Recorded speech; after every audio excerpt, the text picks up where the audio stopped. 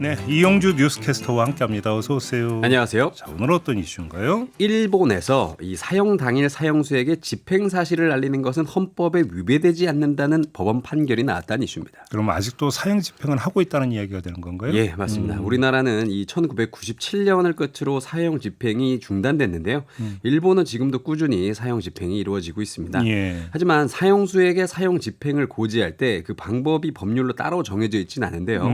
1970년대까지는 이 집행이 있기 전날 사형수 본인에게 고지를 했다고 합니다.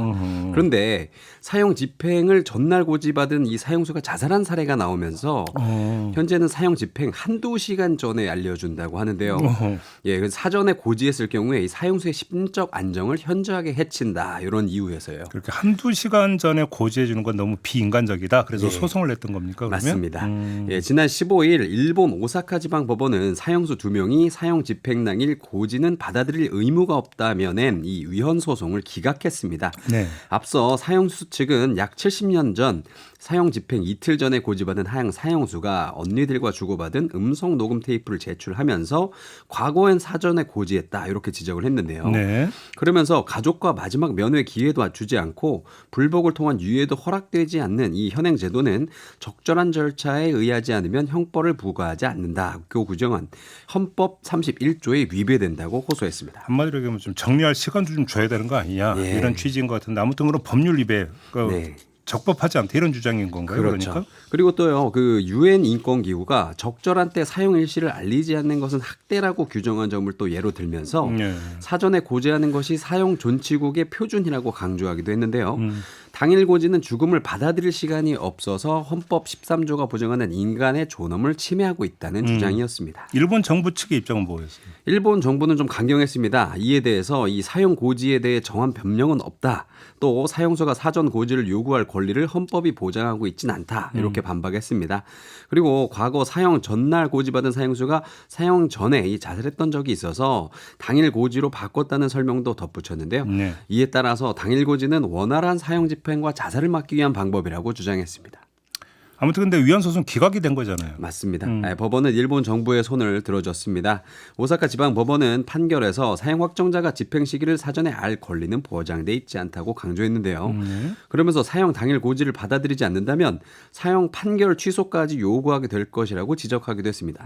또 사형수는 현재의 방법으로 사형 집행을 감수해야 될 의무를 진다면서 당일 고지가 사형수 심적 안정이나 원활한 집행 측면에서 합리적이라고 못 박았습니다. 사형수는 항소하면 돼요. 그래서.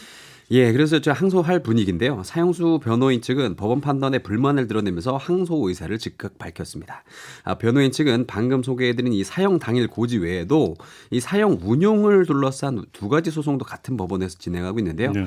하나는 이 사형을 집행하는 방식인 그 교수형을 한다고 합니다. 예, 근데 이게 이 헌법 36조가 금지하는 잔악한 형벌에 해당한다는 주장입니다. 네. 그래서 미국에서는 사형 집행 때 잔악하지 않은 약물 주사를 사용한다는 것이 그 이유였고요. 또 하나는 재심 청구 중 집행입니다. 과거 사형 확정 후 이 재심이 시작된 사례를 들어서 사형은 집행하면 돌이킬 수 없다고도 이 주장을 하고 있습니다. 근데 저는 오히려 그 체크 포인트가 그래서 이렇게 소송을 걸면 그 기간 동안은 사형 집행이 미뤄지는 건지가 오히려 더 궁금해지는 건데. 그렇네요. 그렇지 않습니까? 예. 아무튼 이제 사형제 얘기로 좀 일반화해서 네. 지금 사형이 집행되고 있는 나라가 한 몇 개 정도 되는 거예요, 나라가? 네, 전 세계 199개 국가 중에 144곳이 이 사형제를 폐지 또는 정지한 상태입니다. 예. OECD 국가 중에 사형제를 실시하는 나라는 일본과 미국의 일부 몇 개 주 뿐인데요. 누명을 써서 사형을 당했을 경우 돌이킬 수 없다는 점과 또 어떤 경우에도 국가가 사람의 목숨을 빼앗는 것은 안 된다. 이런 이유에서 지금 사형 집행이 점차 사라지는 추세입니다. 우리나라도 아까 잠깐 말씀하신 대로 97년이 마지막 집행이었고. 맞습니다. 대한민국 마지막 사형 집행은 27년인 97년 12월 30일 김영삼 정부 때 이루어졌습니다.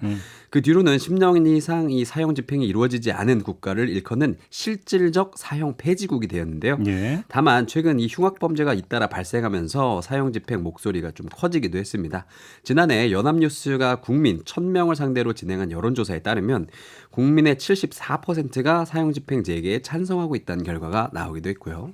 정치권에서도 좀 이야기가 좀 있었잖아요, 사실. 그렇죠. 사실 뭐 지난해 한동훈 당시 법무부 장관은 사형에 대해서 집행하지 않을 뿐 이 법에 있는 제도라면서 집행시설을 점검하라는 지시를 내리기도 했고요. 또 이에 이 홍준표 대구시장은 자신의 SNS에서 법무부 장관은 사형 확정 후 6개월 내 집행하도록 형사소송법에 규정돼 있다면서 또 집행을 또 이게 촉구하기도 했습니다. 논란이 좀 되고는 있죠. 네. 알겠습니다. 자, 이거 확인하면서 오늘 이야기 마무리하겠습니다. 이용주 캐스터와 함께했습니다. 고맙습니다. 감사합니다.